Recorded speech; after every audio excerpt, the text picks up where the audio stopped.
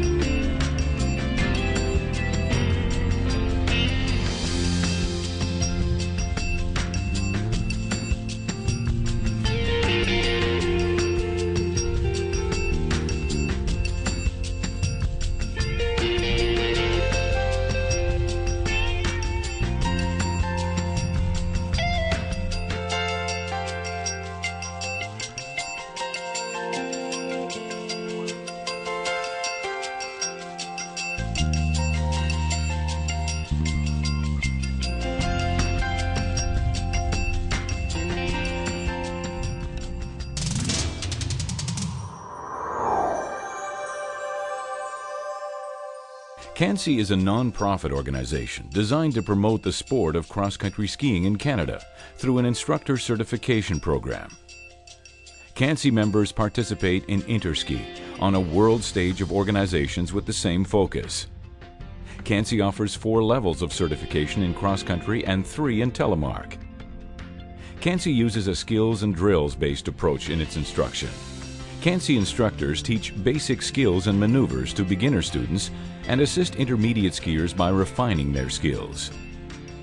A typical lesson with a CANSI instructor includes a motion on skis activity, technical instruction with demonstrations and drills. Then there is practice time to develop skills, go terrain skiing, and finish with a warm-down. Ultimately, lessons with CANSI instructors are challenging and fun.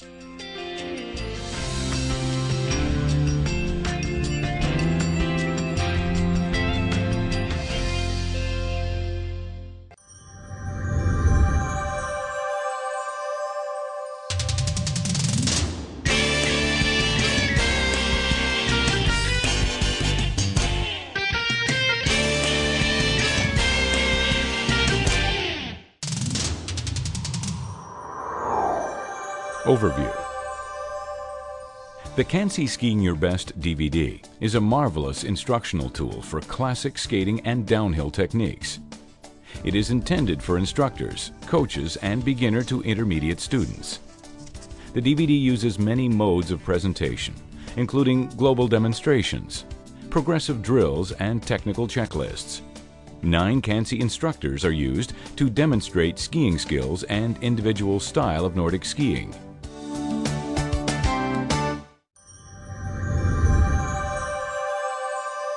Content. The presentation of Nordic skiing in this DVD follows a logical format, starting with definitions and terminology. Then, Chapter 1 will cover the fundamental building blocks of Nordic skiing, before addressing specifics in Chapter 2 demonstrating skating maneuvers, Chapter 3 teaching classic maneuvers, and Chapter 4 demonstrating downhill maneuvers.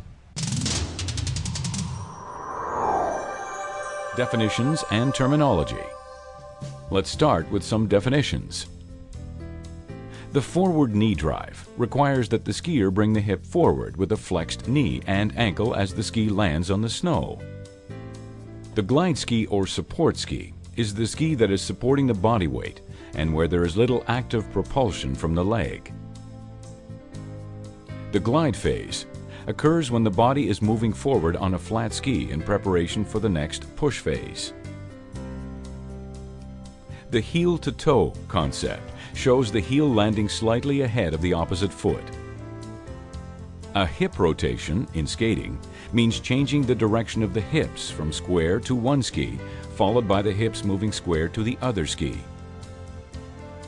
The pole-assisted glide occurs when the propulsion is created from the upper body and poling motion. The leg push is referenced to the leg that creates propulsion by pushing to the side in skating or striding in classic skiing. The push phase is the propulsive phase created by the upper body, the legs, or both at the same time. Conversely, the recovery phase is defined by a return of the body to a forward position. The term stance refers to a balanced position with the knees and ankles flexed and the arms in front of the body. A stride is most often associated with the leg action in the diagonal stride, uphill diagonal stride, or the one-step double pole. And finally, weight transfer is related to the lateral transfer of body weight from the push ski to the glide ski. Chapter 1. Fundamental Building Blocks. Introduction. Cross-country skiing is one of the healthiest and most invigorating winter outdoor activities. It provides a great workout and keeps you active throughout the winter months. Ski outings may last for as long as several hours, and good skiing technique allows you to enjoy skiing to its fullest. Balance, core body movement, coordination and timing, a forward knee drive and arm action are basic elements common to both skating and classic techniques. Each element builds upon the other, leading to more efficient skiing.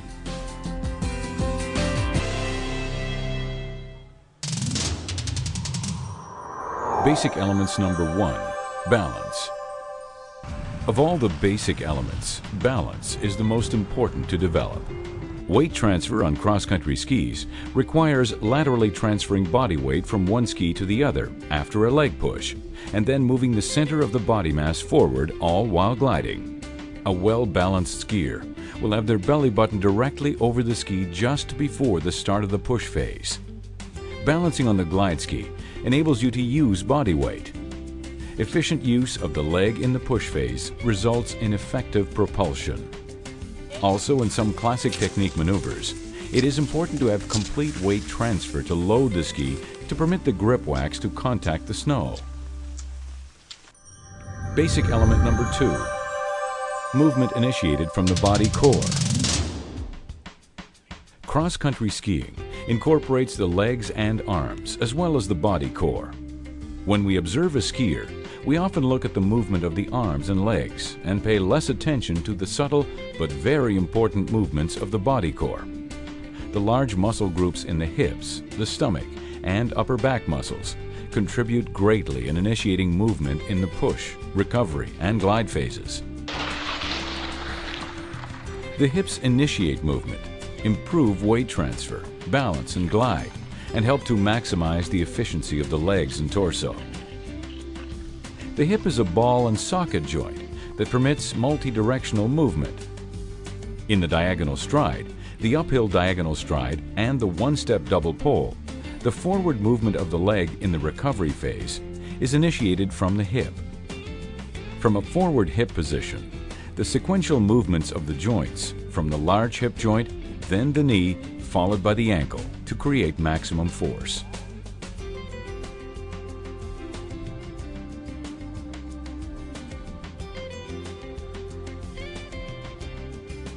The hips initiate movement in skating, similar to classic technique. The hips move forward in recovery so that they can be actively used in the push phase. For many novice to intermediate skiers, rotating the hips to face the glide ski assists in weight transfer and enhances balance. Hip rotation is much more evident at slower speeds, when the V is wider. The stomach and upper back muscles are responsible for the majority of the propulsion in the upper body. In double poling, the stomach muscles crunch to load the poles, followed by the upper back muscles, contracting to extend the arms behind the skier. The elbows are locked in the first half of double poling, with their role being to transmit muscular force from the body core to the poles. The stomach muscles also function as a stabilizer between the upper and lower body. They control body position. Basic element number 3, coordination and timing. The sequential use of the joints from larger to smaller improves forward propulsion and prevents premature muscle fatigue. In the diagonal stride, The force created in the poling motion is initiated from the torso, then the back, shoulders, and finally the arms and wrists. The leg push phase starts from the hip, then the upper leg, followed by the lower leg. The upper and lower body movements are coordinated for optimal performance. The pole-assisted glide refers to the slight timing difference in the push phase of the torso and the push phase of the leg. In maneuvers such as diagonal stride and one skate for a beginner to intermediate skier, the torso starts to load the poles momentarily before the start of leg push. This slight timing difference is beneficial in maximizing the use of the upper body and in maintaining momentum. In recovery, the arms move forward in a linear motion and are planted quickly in front of the body. Once planted, the torso loads the poles, followed by the start of the leg push. This timing difference is only a fraction of a second and is difficult to see without recording the skier in slow motion. Good skiing consists of well-coordinated movements that are smooth, powerful, and complete, even as terrain and tempo change. Basic element number 4, forward knee drive. In most skiing maneuvers, the left and right leg move opposite to one another. Starting at the feet together position, the push leg is extending down and back in classic, or extending to the side in skating. The forward-moving leg leads with the hip, and as the ski contacts the snow, the ankle and knee are bent. This leg position is advantageous for a number of reasons. Because it increases the maximal force during the push phase and follow-through. It allows for a greater extension. It results in an extended push phase. In classic skiing, the foot moves forward to come in line with or ahead of the supporting leg. In skating, the foot is projected forward so that the heel of the recovery foot lands in front of the toes of the supporting foot. The hips are moved forward and incorporated with the largest and strongest leg muscles in the leg push. And the forward hip position allows the torso to move forward to weigh the poles when the poling phase begins. Basic element number 5, arm action. The main function of the arms is to assist in transmitting force created from the weight of the upper body, using a strong torso and back muscles. Arm action also assists in controlling the skier's tempo. At the time of the pole plant, the shoulder is slightly extended, permitting a forward reach with the arms. The hand is directly in front of the shoulder and no higher than head level in skate skiing. The poles are planted with the arms approximately shoulder width apart, and the elbows are bent between 90 and 120 degrees. Depending on the maneuver, the pole is positioned with the pole basket planted at the ski binding. The elbow remains flexed from the time that the pole plants to when the elbow approaches the hip. Afterwards, the forearm extends and there is a relaxed hand grip as the arm moves behind the body. The pole is naturally extended in a straight line behind the body as a result of this powerful poling motion of the torso and back. The arm recovers linearly without any lateral movement. The arm action sets the tempo of the legs on the flats. To maintain momentum while climbing hills, the tempo is increased and the arms will have a quick front-to-back motion. This is Chapter 2, Skating Technique. Introduction. Skate skiing has evolved considerably since its beginnings in the early 1980s. There is a longer push phase in skating, resulting in higher average speeds compared to classic skiing. Skating and classic technique equipment differ considerably. Skating equipment poles are longer, skis are shorter, and have a stiffer camber, while ski boots have a higher, more supportive ankle cuff and a more rigid sole. Skate skis are waxed only for glide.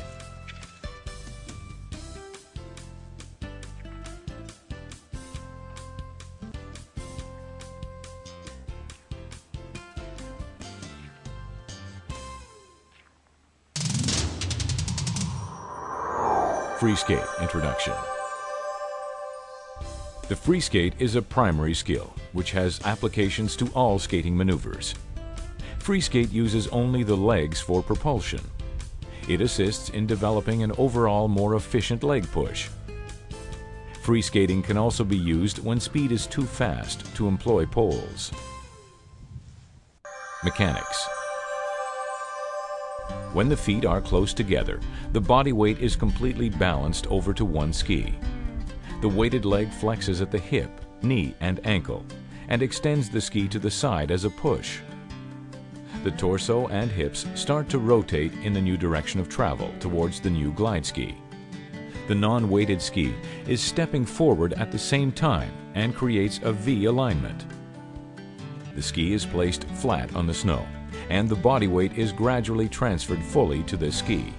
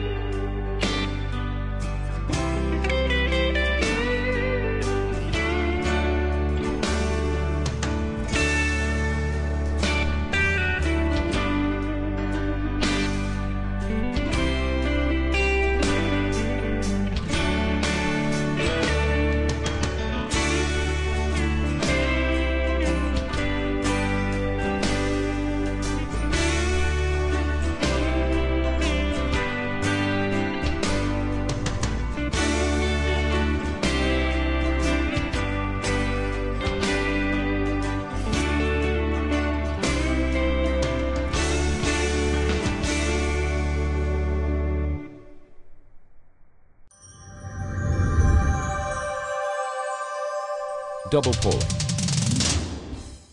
Double poling is a fundamental skill that is used in one skate, two skate, and offset maneuvers.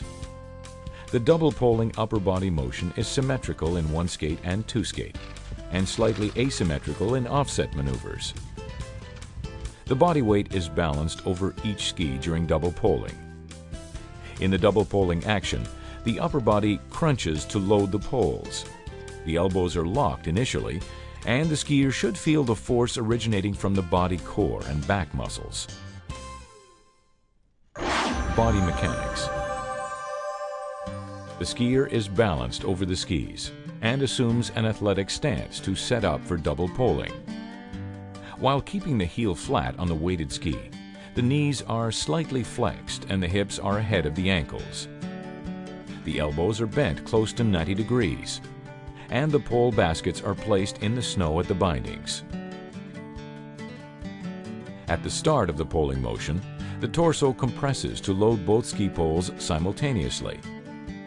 The torso compression is initiated first from the upper abdominals, followed by the middle, lower abdominals, and then upper back.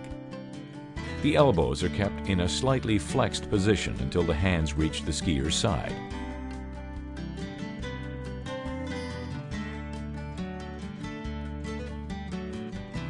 Once the hands pass the hips, the forearms extend behind the skier. At the end of the poling motion, when the arms are completely extended, the hips and the arms begin to move forward simultaneously.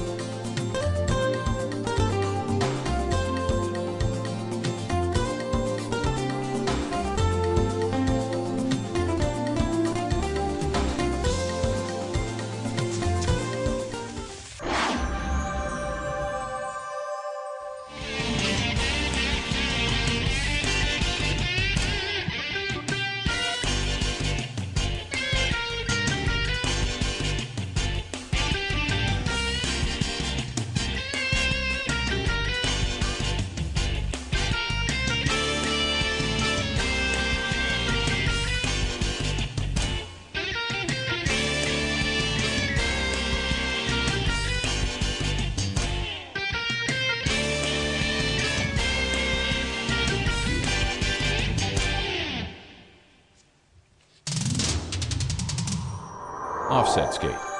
Introduction. The offset skate is used on uphill sections of a trail or on flat terrain when the glide is poor.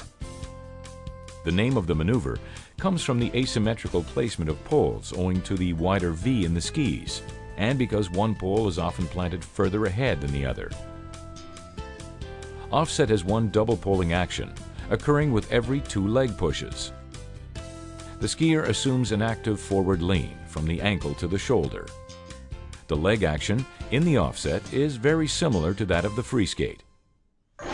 Body mechanics. Offset poling is parallel, although slightly leaning to one side.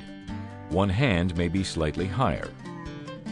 Both pole tips and the new glide ski touch the snow at the same time, hence a 3-point touch that initiates the pole-assisted glide. The skier is initially directed towards the push ski during the poling motion. Both elbows remain flexed until the hands approach the hips, followed by the arms extending behind the body. Both poles begin by pulling and then pushing in the same direction, down and back. Both arms complete the poling motion at the same time. The leg push occurs very soon after the pole-assisted glide is initiated. The leg pushes to the side, extending the hip, knee, and ankle. When the hands approach the hips, both the hips and the torso rotate to face the new glide ski. This facilitates weight transfer and helps to develop more power. A quicker tempo is used to maintain uphill glide on steeper terrain.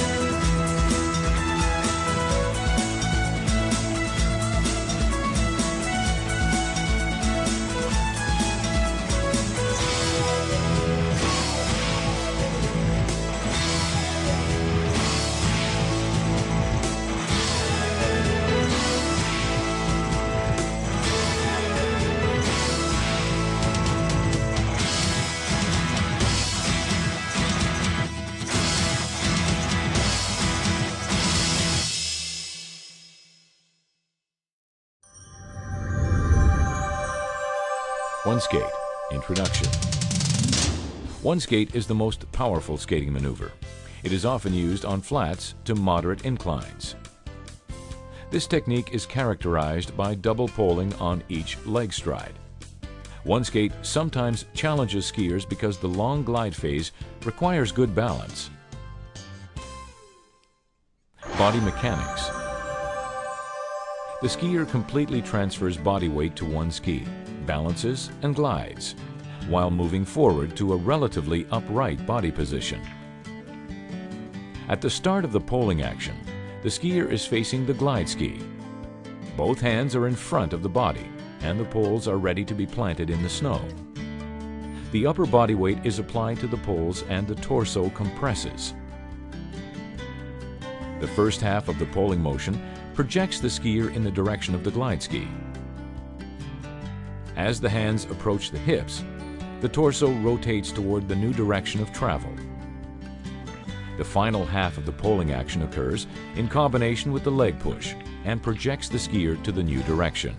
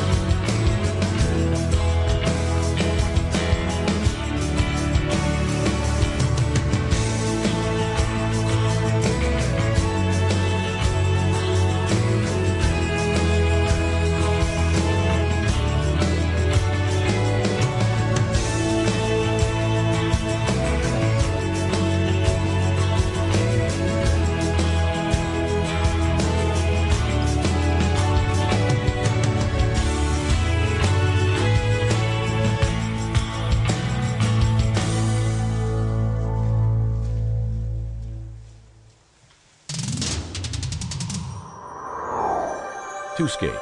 Introduction. The two-skate is a high-speed maneuver used on flat or slightly downhill sections when glide is good. This maneuver is characterized by one double pole for every two leg pushes. The skier has a poling leg push phase on one side of the body, but a leg push arm recovery phase on the other side. Body mechanics. As with one skate, the skier completely transfers body weight to one ski, balances and glides while moving forward to relatively upright body position. At the start of the poling action, the skier is facing the glide ski. Both hands are in front of the body. The upper body loads the ski poles, and the torso compresses, using the core muscle groups. The first half of the poling force projects the skier into the direction of the glide ski. The torso turns slightly to the new direction of travel as the hands approach the hips. The final half of the poling action occurs in combination with the leg push to project the skier to the new direction. The body weight is transferred to the non-poling side, and the leg push arm recovery phase begins.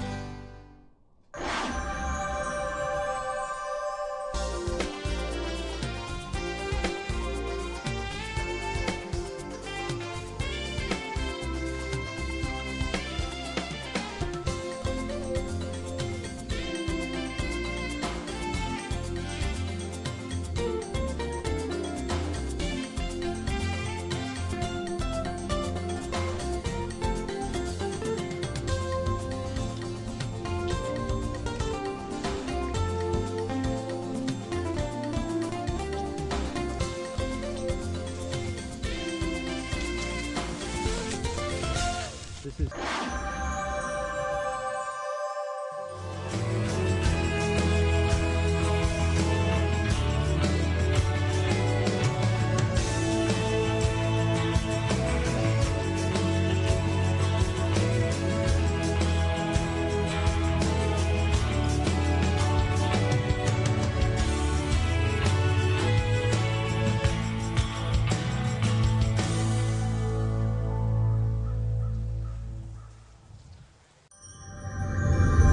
Half skate, marathon skate. Introduction. The half skate or marathon skate created the skating frenzy and revolutionized cross-country skiing in the 1980s.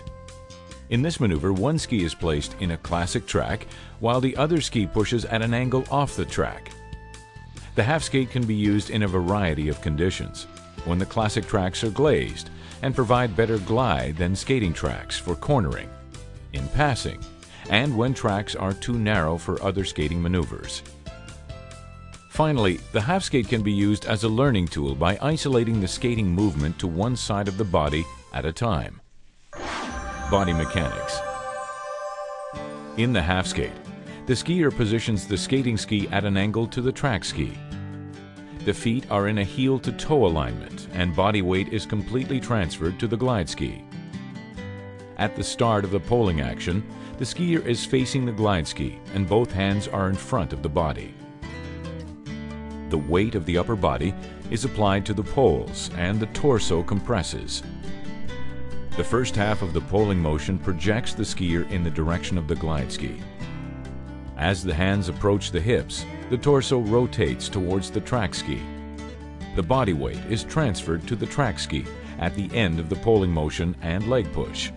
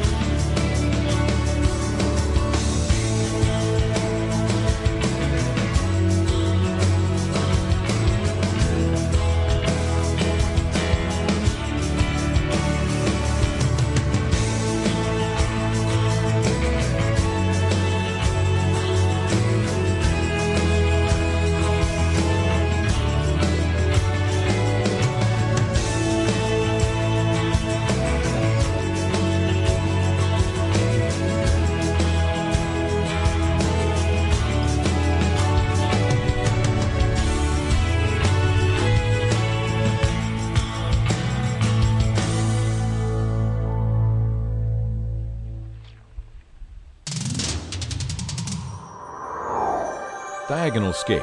Introduction. The diagonal skate is used on very steep uphill terrain where snow conditions are slow or the skier's fatigue prevents the skier from performing the offset skate.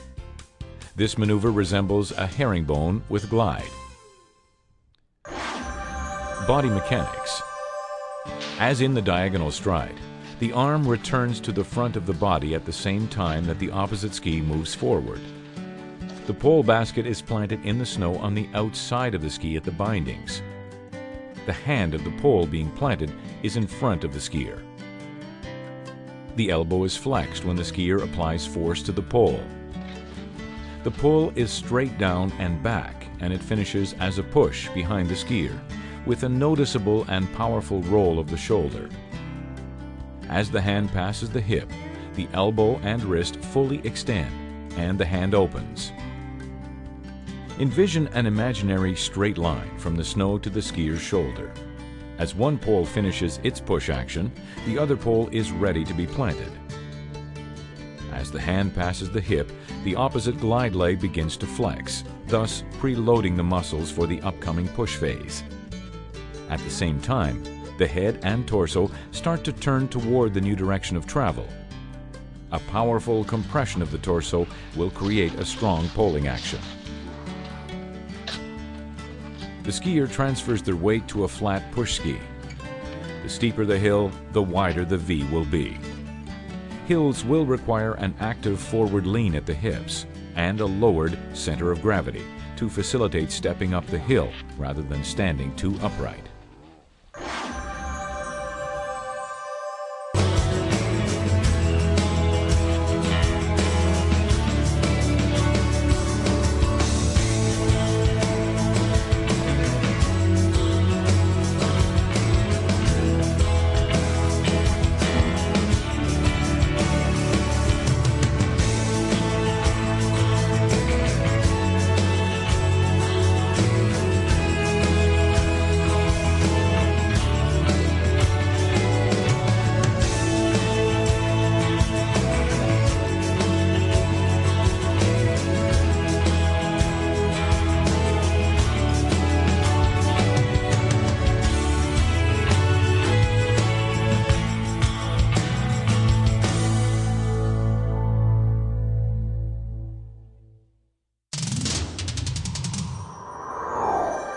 Introduction to Classic Skiing.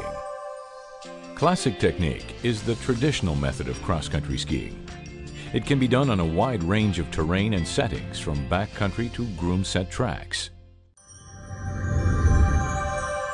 Diagonal stride. Introduction. The diagonal stride is used on both flat terrain and moderate uphills. The overall striding action is similar to walking, in that the diagonally opposite limbs move forward and back at the same time. For example, as the left arm swings forward, so does the right leg. The torso maintains a forward lean throughout the stride. The striding action, weight transfer, and dynamic balance of the diagonal stride form the basis for all classic skiing maneuvers. The movement of the arms, legs, and torso are coordinated, fluid, and rhythmic.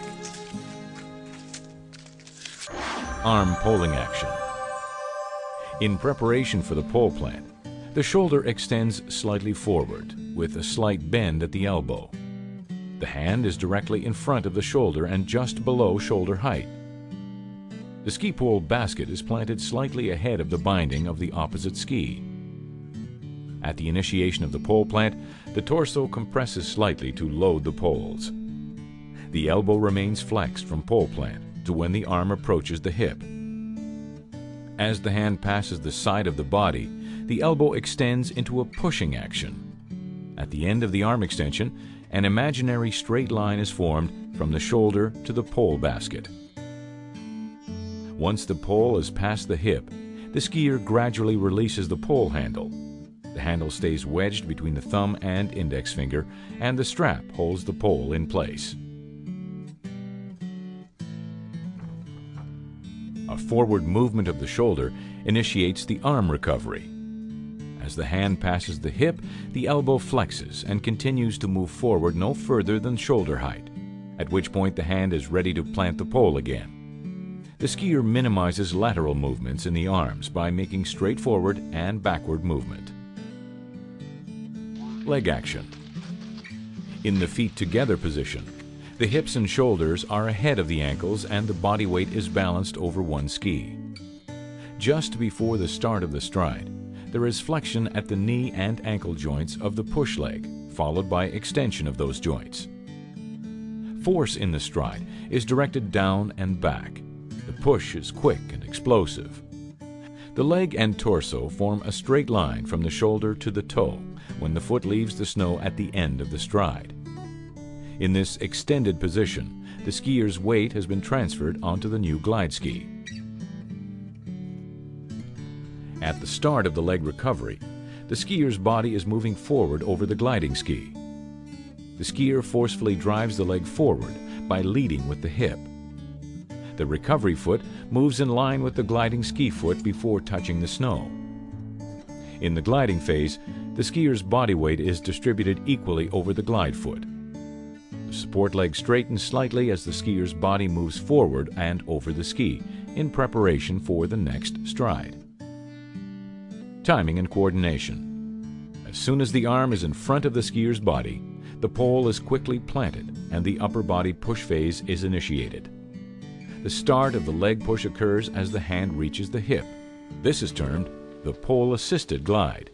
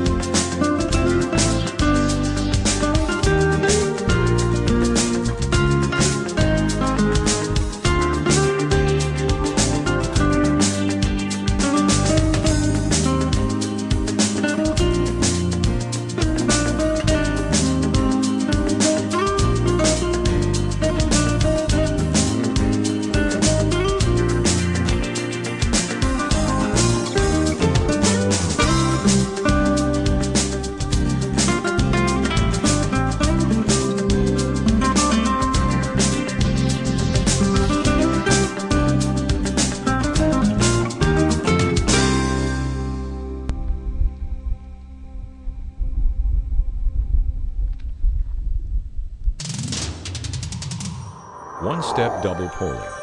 Introduction.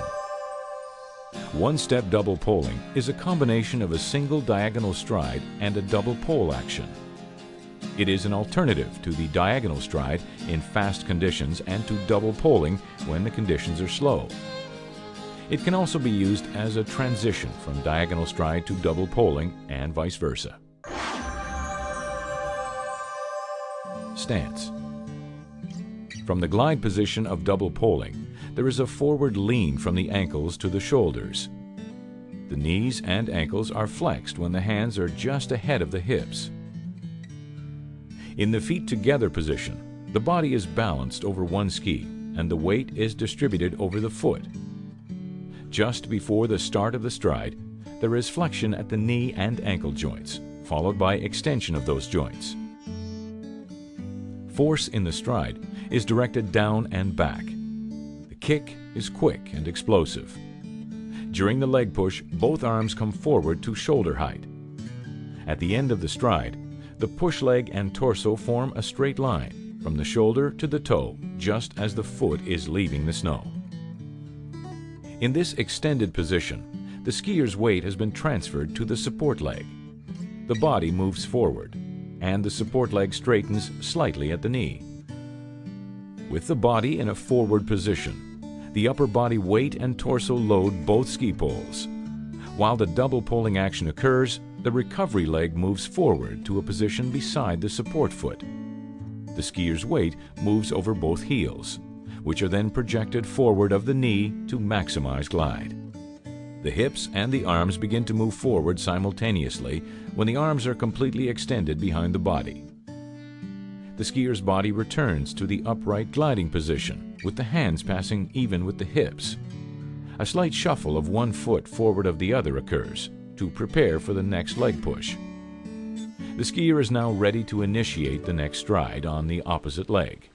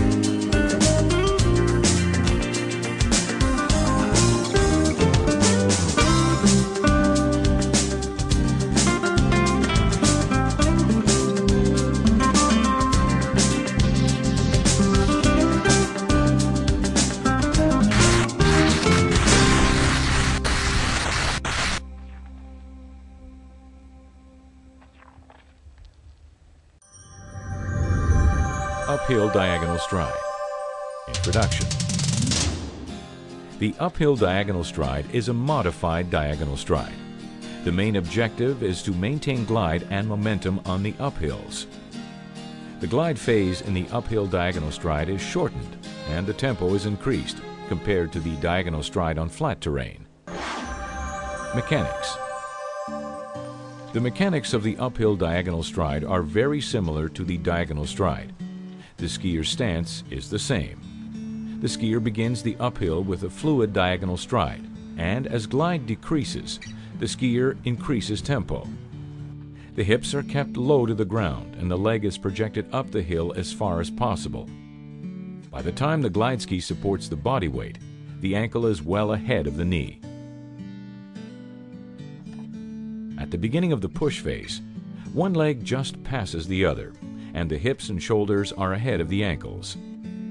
There is noticeable flexing at the knee and ankle of the push leg. The leg extends from the hip and knee to the ankle and the ball of the foot.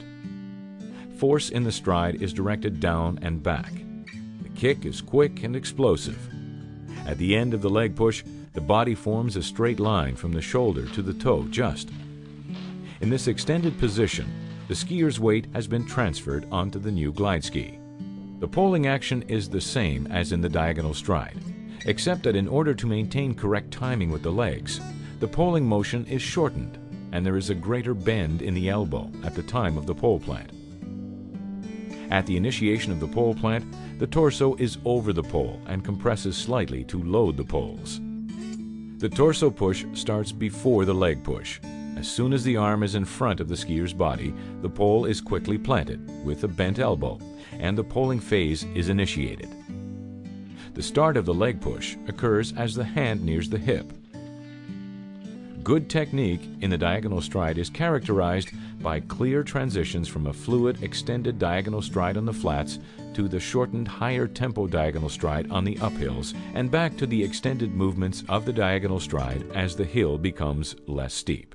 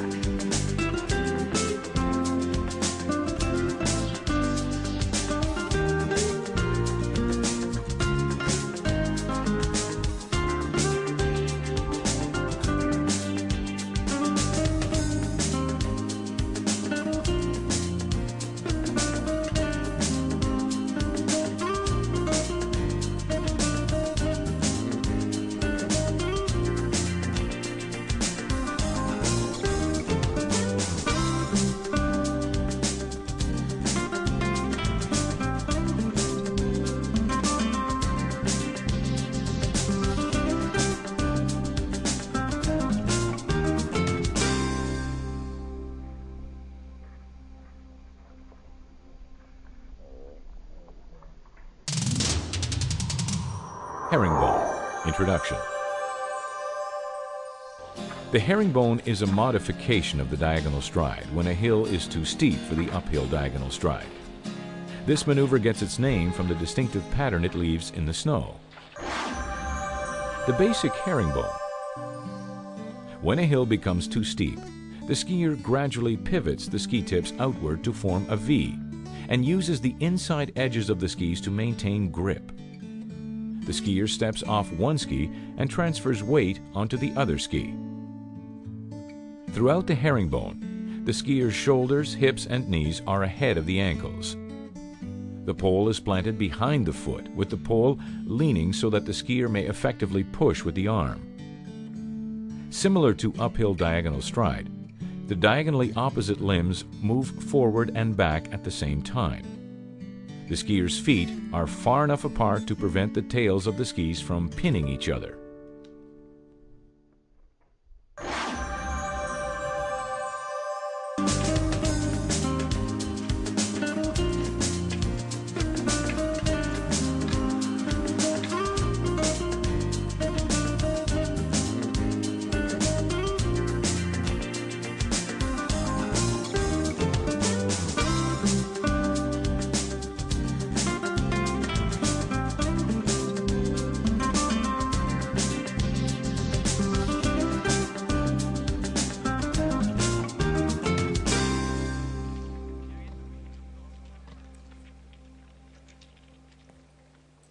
Can I get you to...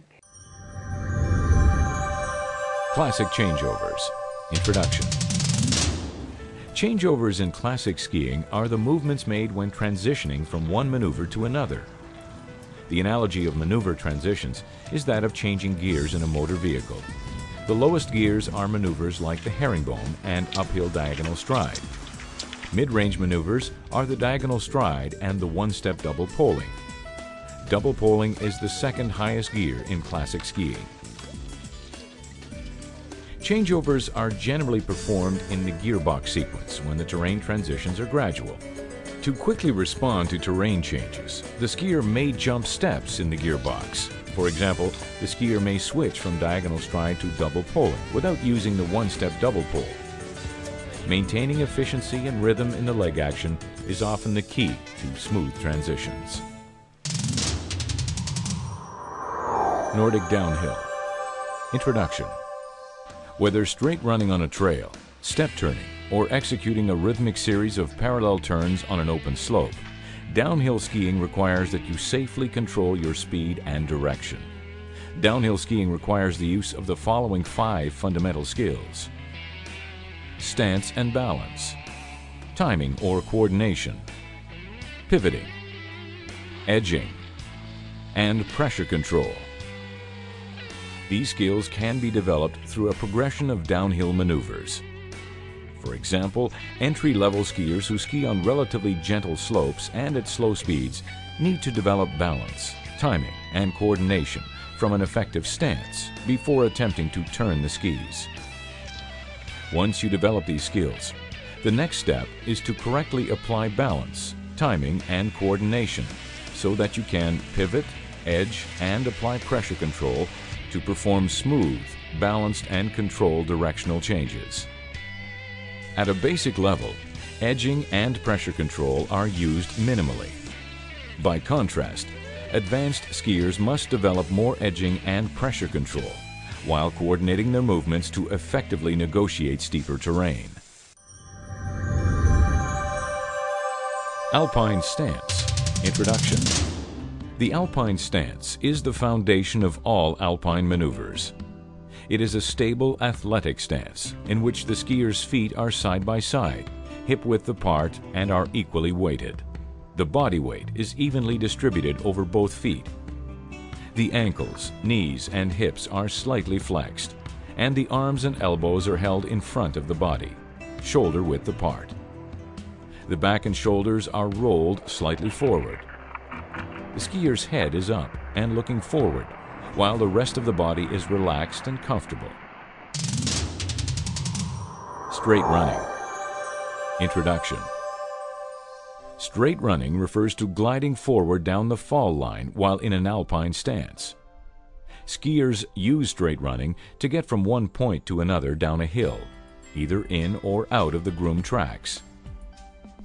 Beginning skiers can also practice straight running on a gentle slope to familiarize themselves with the sensation of gliding. In straight running, the skier assumes the alpine stance. It is important to stay well balanced, relaxed, and to look in the direction of travel. The ankle, knee, and hip joints are slightly flexed to absorb bumps, and the skier keeps a smooth path of motion while moving down the fall line. The poles are held loosely, with the baskets pointing behind the body. To maximize glide, the skis are kept flat on the snow, and the knees are shoulder-width apart. Basic step turn. Introduction. The basic step turn while skiing is a movement used to change direction on a downhill corner, to change tracks, or to avoid an obstacle. The step turn is also useful for direction changes in difficult snow. Mechanics. As you approach the turn, look toward the new direction. Transfer your weight to the outside ski and lift the inside ski. Point the tip in the direction of the turn. Lift the outside ski and place it parallel to the inside ski. Take as many small steps in this way as are needed to make the turn. Move your hands and arms in the new direction, while looking where you want to go. Use your uphill edges of both skis to prevent skidding and to provide a stable stepping platform.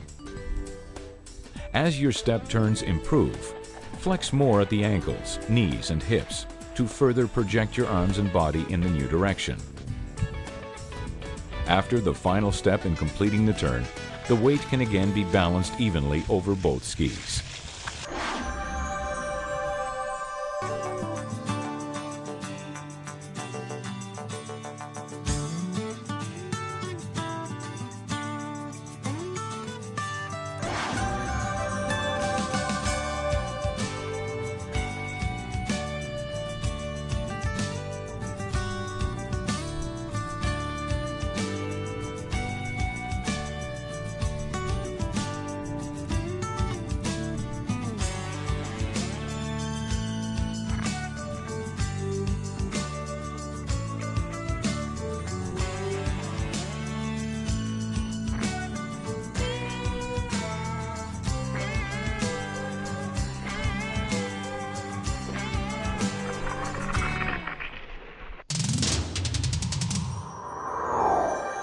Braking snowplow.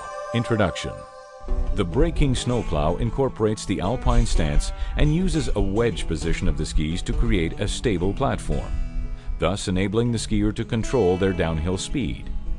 From an alpine stance, with your knees over the toes, pivot your heels apart to create a wedge. Keep your ski tips 10 centimeters apart and center your body weight between the feet. The wedge should be narrow at first and then wider as braking action is initiated. As the wedge widens, lower the stance, with the knees and ankles flexed. Place the skis more on their inside edges.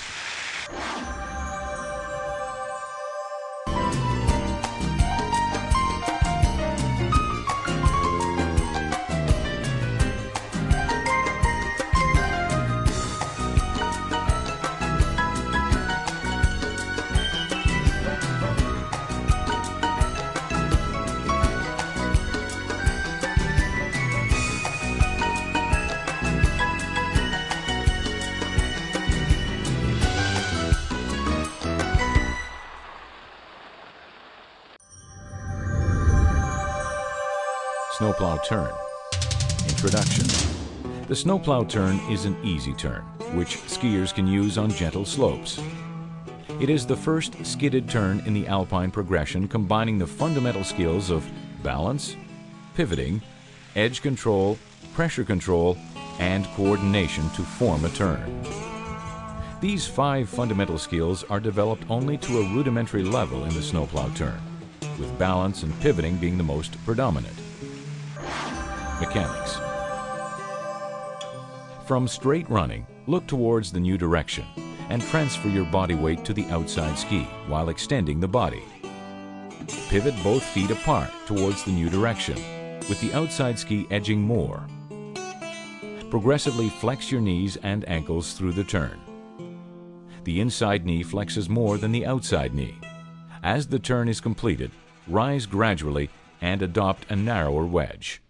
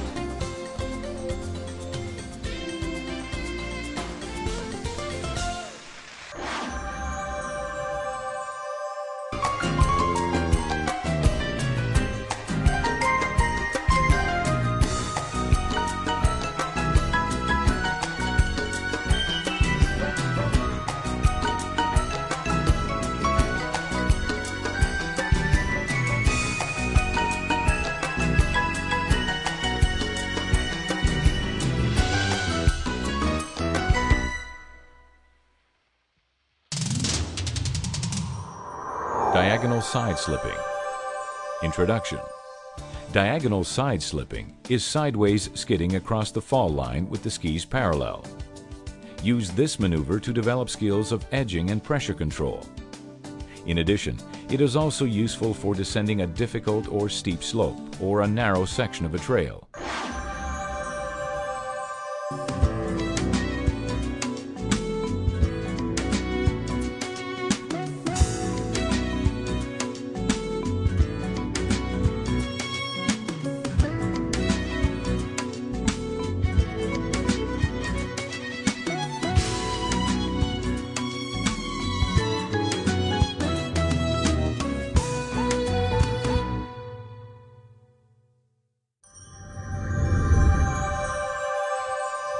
Basic Christie. Introduction.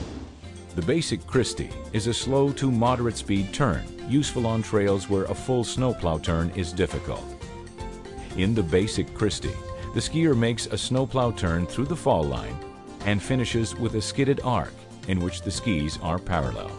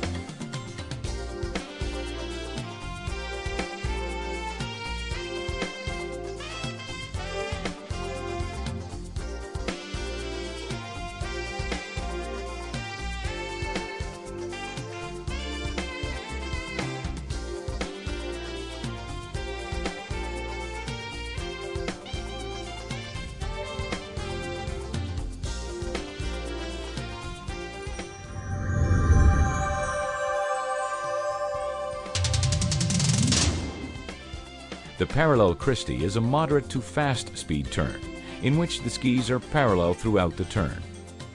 This maneuver is used on downhills where the skier wants to maintain their speed.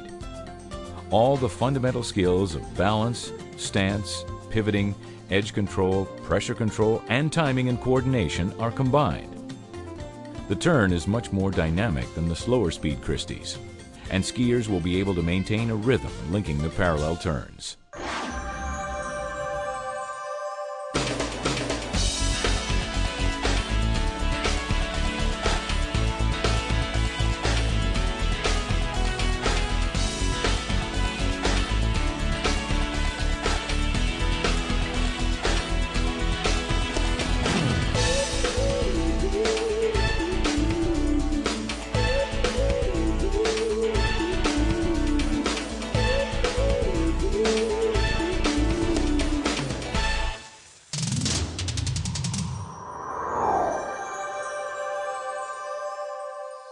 CANSI is a non-profit organization designed to promote the sport of cross-country skiing in Canada through an instructor certification program. The CANSI Skiing Your Best DVD is a marvelous instructional tool for classic skating and downhill techniques. It is intended for instructors, coaches, and beginner to intermediate students.